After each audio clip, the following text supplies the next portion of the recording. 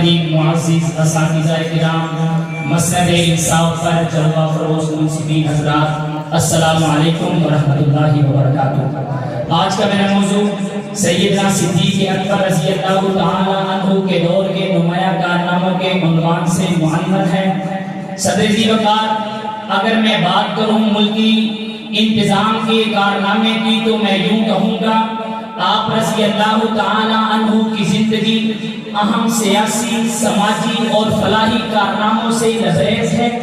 آپ رضی اللہ تعالی عنہ نے لاسباق خدمات انجام دی جو تاریخی اور آپ سے محو نہیں ہو سکتی۔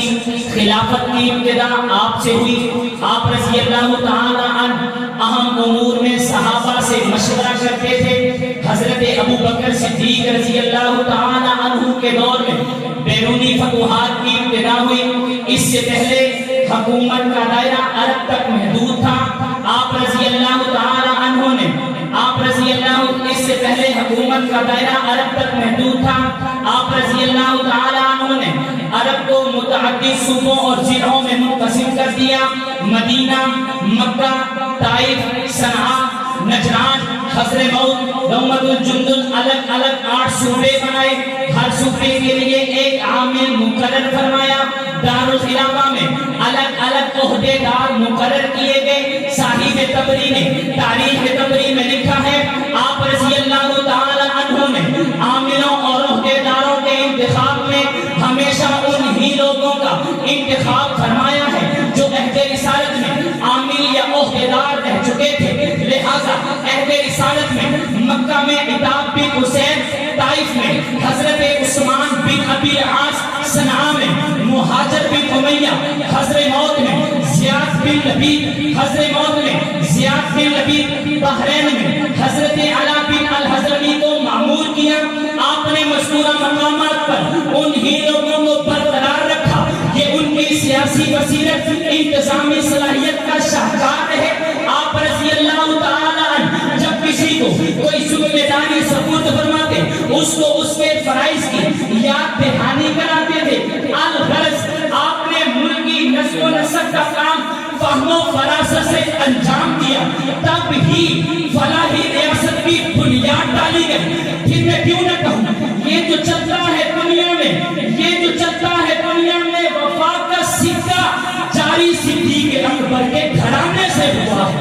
صدر ذی وقار، پھر مجھے کہنے دیجئے، سرحدی نظام کی بات ہو تو جب کوئی فوج کسی مہم پر روانہ ہوتی، اس کو مختلف دستوں میں تقسیم کر کے الگ الگ افسر مقرر فرماتے۔ چنانچہ شام کی جانب جب لشکر روانہ ہوا، اس کی ترتیب یہ تھی، امیر الامراء، کمانڈر چیف کا نیا عہدہ بھی خلیفہ اول کی ایجاد ہے۔ صدر ذی وقار، مالی انتظام سے دور حکمرانی میں یہ بات تھی کہ کوئی بھی مالی انتظام میں دور حکمرانی میں آپ رضی اللہ تعالی عنہ نے پہلے سال ایک فرد کو 10 درہم عطا کیے۔ آمدنی زیادہ ہوئی، آپ رضی اللہ تعالی عنہ نے ایک فرد کو 20 درہم عطا کیے۔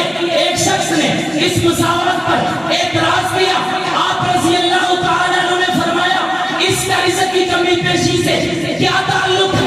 ساتھ ہی ساتھ ایک آدمی نے کہا، امیر المومنین بیت المال کی حفاظت کے لیے کوئی محافظ مقرر کیوں نہیں فرماتے؟ آپ رضی اللہ تعالی عنہ نے فرمایا، بیت المال کی حفاظت کے لیے ایک قفل ہی کافی ہے۔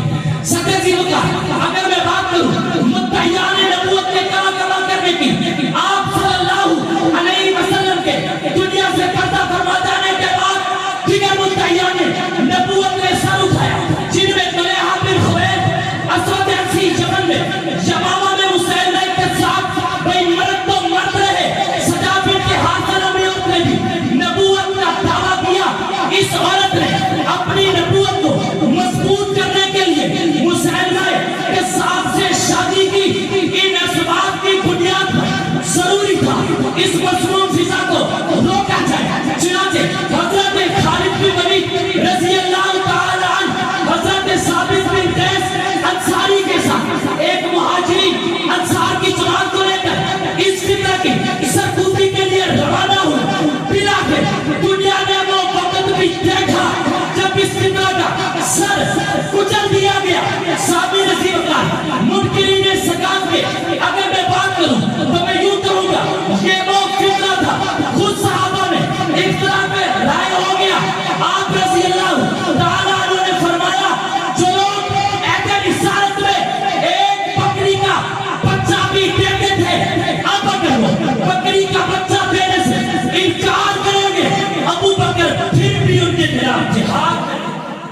آخر میں یہی کہوں گا، اس کو صدیق ذات خدا نے کہا، اس کو صدیق خود مصطفیٰ نے کہا، اس کو صدیق مرتضیٰ نے کہا، میں بھی کہتا ہوں صدیق صدیق ہے، جو نہ مانے وہ صدیق سبحان اللہ، الحمدللہ رب العالمین۔